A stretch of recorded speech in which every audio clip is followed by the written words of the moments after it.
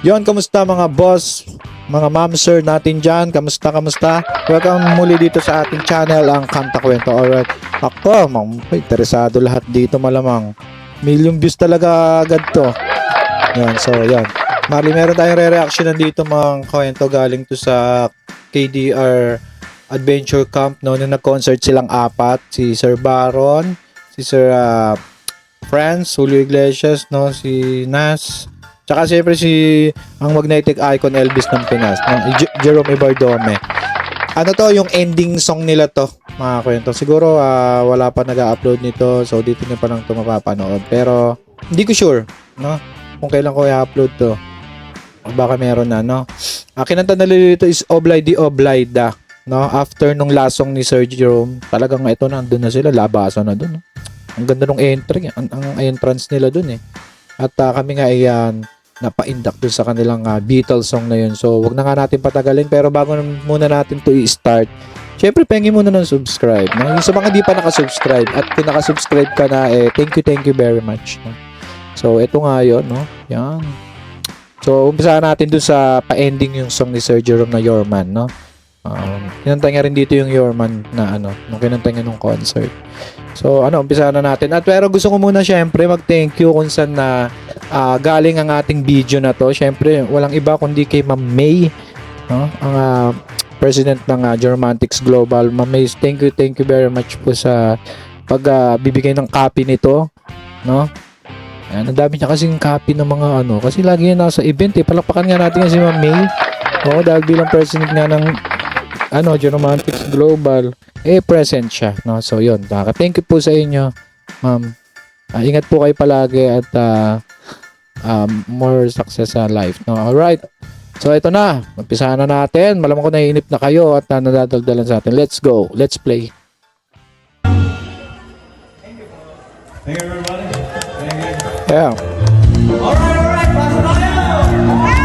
Ayun, nung kumpiti Sir Jerome dito, kumakanta siya ng Elvis, sabay sigaw ng Kaya pasok na kayo.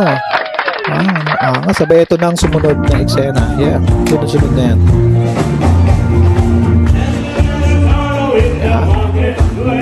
Pasensya na kayo, medyo malabo, pero tataka lang ako ba't ng labo rito sa ating setup. Malinaw talaga to dapat eh. So, pero clear naman, no? Pakinggan natin at kita naman din sila dito. So, let's go. Yeah. Yun, no?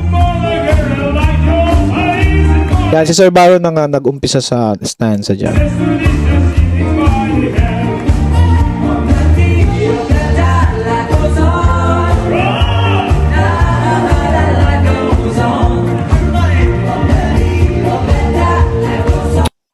Oh, sorry.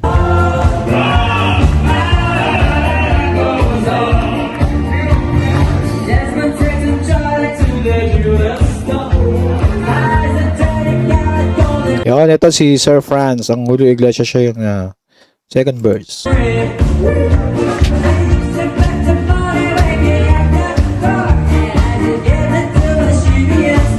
Yeah, you know, close up, oh.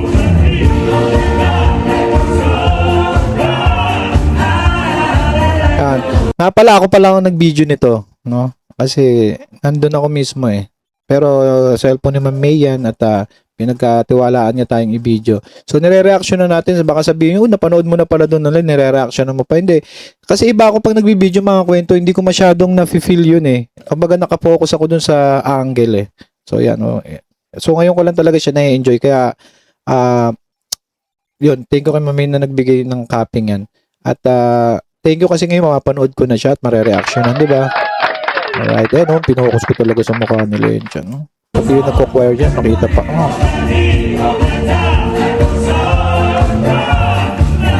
Yan, dito, nagtaka ako dito, nag-blur. Pasensya na kayo kung nag-blur, pero babalik din yan.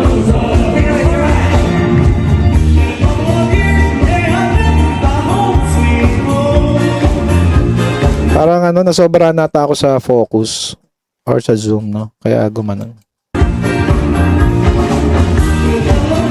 Yan.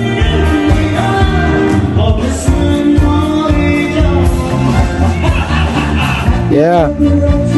Dito natin makikita mga kwento na yun nga si Sir Jerome, no? Talaga nabibitbit niya yung ibang kapwa niya clones na talagang hindi pwedeng ako lang ang sikat, gano'n kasi si Sir Jerome. Dapat lahat tayo may talento, parang gano'n yung nakikita ko sa kanya. Lahat tayo may talento, walang may iwan sa atin, no? Palakpakan natin yan. Although wala siya sa Itbulaga or wala siya sa kahit anong palabas sa mainstream, no? Gano'n ang kanyang layunin at talagang nahatak niya. Yan sila Jose Marichan, Nas, sila Baron. Ako, ito si Baron talaga. Madalas niya nakakasama to at sana suportahan din natin. No? At hindi ang gusto ni Sir Jerome. Bilang taga-suporta ni Sir Jerome, gawin natin kung ano yung gusto ni Sir Jerome. No? Na suportahan din yung ibang clone artist na hindi lang para dahil sa kanya. I-appreciate natin. Pakinggan nyo. Ako nga hindi ko naman masyado napapakinggan yan si Sir Baron. Ngayon, pero nung naano ko siya, ang galing. Pati yan, lalo na si Julio Iglesias, napakalupit na. Hintayin natin yung mga videos niya ni Sir Franz. Nag-ano yan, sumasayaw yun, malupit siya sumayaw, magpaindak ng mga mamis doon, daddies doon sa stage. At syempre ang Jose Marichan at napakalambing ng boses. No? Lahat yan, suportahan natin. No? At madalas hindi natin sila makikita sa mga gig na magkakasama na pwedeng kulang lang ng isa, dalawa. Si Sir Rowell dapat kasama dito kaso yun nga, dahil sa management issue hindi siya nakasama. So irespeto natin yun. Pero sana, wish pa rin tayo na sana makasama siya. No? Let's go.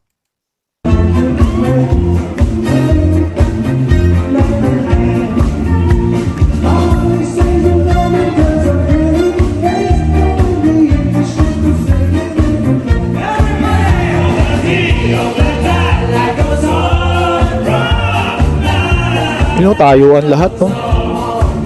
Ito, napuno to kahit wala si Sir Rowell, no? Yan naman natin na iba ang hatak ng isang Jerome Ibardome, no? Ang dami kasi nagbubulong-bulungan, no? Ay, wala si Rowell, baka mag-backout. Walang nag-backout dito. Lahat kasama pa rin, sumama at nanood.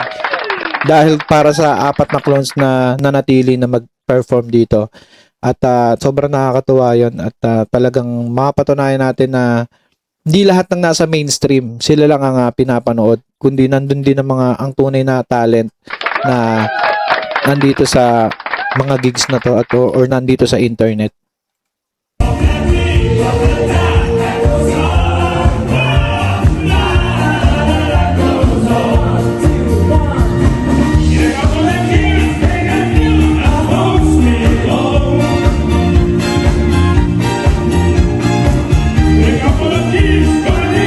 Ang ganda nito, ending song kasi to pero sana suggestion ko lang diyan sa suggestion lang as viewers, maganda sana yung umpisa kasi pagkapasok ng 7 PM nag-start na agad si Nas, no? Siya yung una, pangalawa, pangatlo sa huli si Sir Jerome.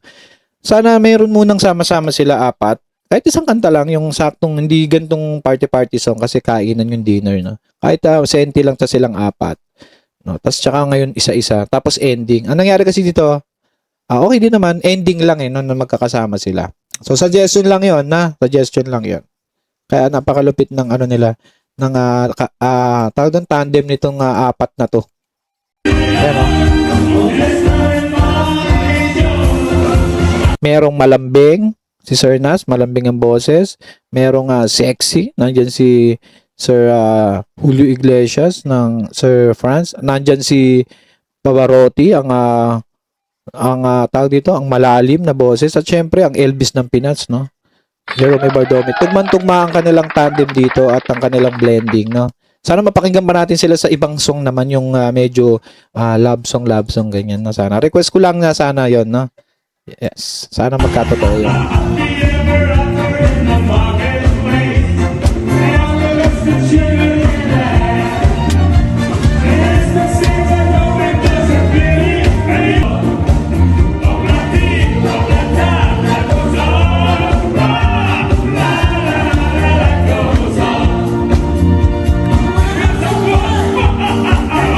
Si ano yung tumawa? Si Baron. Sir Baron.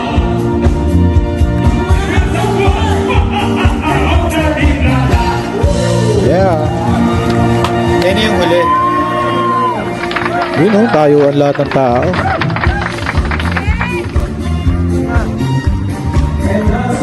Yun naglapitan na lahat eh.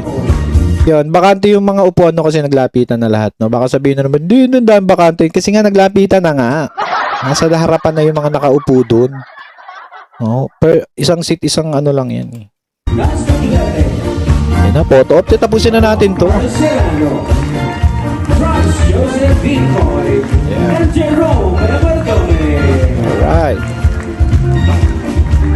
See you again next time, God willing. Grabe si Sir Jerome dito, parang mukhang bata siya dito, no? Batang-bata niyang tignan. Pa talaga nagagawa ng ano, no, ng presence sa stage. So, yeah, meron pa ba 'to? For another 80 round of 9-meter concert here at the top. This has been your host. Yo, tapos na. Okay, kwento. Palakpakan natin ang apat na yan. Sir Jerome Bardome and the group. Sir Baron, Franz, and Nas. No? So, ano man sabi niyo mga kwento? At kung may clear copy kayo niyan, send niyo sa akin. Send niyo sa ating comment section yung link at ating reactionan uli. No? Gusto ko, or panoorin ko na lang pala kasi na-reactionan na natin. No? At, kita-kita tayo sa mga event. So, ito, ipa-flash ko lang ang schedule ng ating Jerome Bardome sa mga gusto sa kanya makapanood ng live. Yan, ito. Yan, panoorin niyo siya dyan. At, tingnan nyo kung available kayo. Kontakin nyo si Ma'am Christina Ignacio para sa mga tickets niyan at sa mga detalye niyan. Alright? Oo. So, dyan tapos na yung 19, no? Ito na yung KDR. Sa KDR. So, ang guys, May 1, no? Sa May 1 tayo mag-i-start yan. So, yun. Ano masabi dyan mga kwenta? Sobrang lupit ng ating mga clones dyan na magkakaibigan na yan. Hindi na yan magkakatrabaho or magkakaibigan yan. Kaya palakpakan natin yung mga yan sila. At ano masabi niyan, at sana magkita-kita pa tayo sa susunod ng mga vlogs at mga review natin. Muli, thank you kay Mama May dyan sa video na yan, napakaganda. Medyo lumabo lang pero sa copy ko niyan, sobrang linaw yung sinend niya sa akin. So anyway, okay naman, na-enjoy naman natin yung sounds. Kaya mga kwento, ano masabi niyo yan, at kita-kita sa comment section at i-comment nyo rin kung taga saan kayo para malaman natin kung hanggang saan maabot ang natin na ito, ang kwento or video natin ito. Muli, ito ang kwento na nagsabi nga, thank you very much. Palakpakan and see you on the next vlog. Bye-bye. Kanta kwento, sabay-sabay tayong